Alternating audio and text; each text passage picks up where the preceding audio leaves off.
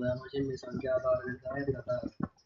එතකොට මේකේ තියෙනවා ඩෙසිමල්, බයිනරි, ඔක්ටල්, හෙක්සාඩෙසිමල් කියලා ආකාර හතරක් ගැන අපි කතා කරනවා මේ පාඩමේ. එතකොට ඩෙසිමල් කියන්නේ කමන් බේස් එක වෙන්නේ 10යි.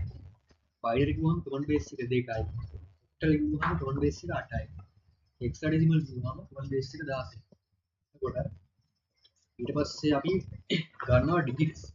ඒ කියන්නේ බේස් එක 10යි කියන්නේ මේකේ අයිති වෙන්න පුළුවන් 0 1 2 3 4 5 6 7 8 9. 9 වෙනවා. 10 අයිති වෙන්නේ නැහැ. 0 ඉඳන් 10 තික්. 10 අයිති වෙන්නේ නැහැ. 0 ඉඳන් 1 2 3 4 5 6 8 9 වෙනකම් ඩිජිට්ස් මේකට අයිති වෙනවා. මේ බේස් එක 10 ඩෙසිමල් එක. ඊළඟට බයිනරි එකට අයිති වෙනවා. බයිනරි කියන්නේ 2 බේස් එක. ඊට පස්සේ ඩිජිට්ස් වලට අයිති වෙන්නේ 0 ඉඳන් 2 වෙනකම්. ඒක අයිති වෙන්නේ නැහැ 0 1යි. ඊළඟට ඔක්ටල්. ඔක්ටල් කිව්වහම කොමන් බේස් එක 8යි. බේස් එක 8යි කියන්නේ 0 ඉඳන් 8 වෙනකම් සංඛ්‍යා අයිති වෙනවා. ඒකට 8 අයිති වෙන්නේ නැහැ 0 1 2 3 4 5 7 කියන සංඛ්‍යා ටික මේකට අයිති වෙනවා.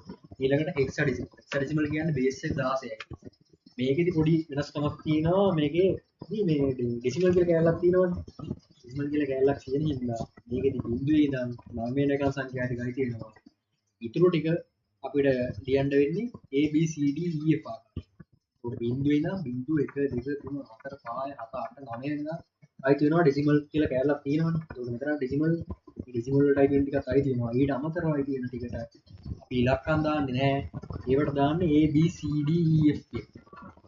උදාහරණයක් විදිහට මෙතන A කියන්නේ A කියලා තියෙන්නේ 10ට. ඊට පස්සේ B කියලා තියෙන්නේ 11ට. ඒ වගේ මෙතන F කියලා තියෙන්නේ 10 11 12 13 14 15ට. 15 නියෝජනය කරන්නේ F කියන අක්ෂරයෙන් තමයි 15 කියන එක මේ නිරූපණය කරන්නේ. මම හිතනවා මේක හැමෝටම තේරෙන්න ඇති කියලා. තේරෙන්නේ නැත්නම් වීඩියෝ එක ස්ටොප් කරලා ආයෙ මුලින් ඉඳන් බලාගෙන ඉන්න. එතකොට දෙපාරක් විතර බලද්දී ඔබ තේරෙනවා. පොඩි ප්‍රශ්නයක් තියෙනවා. අපි ඊළඟ එක බලමු.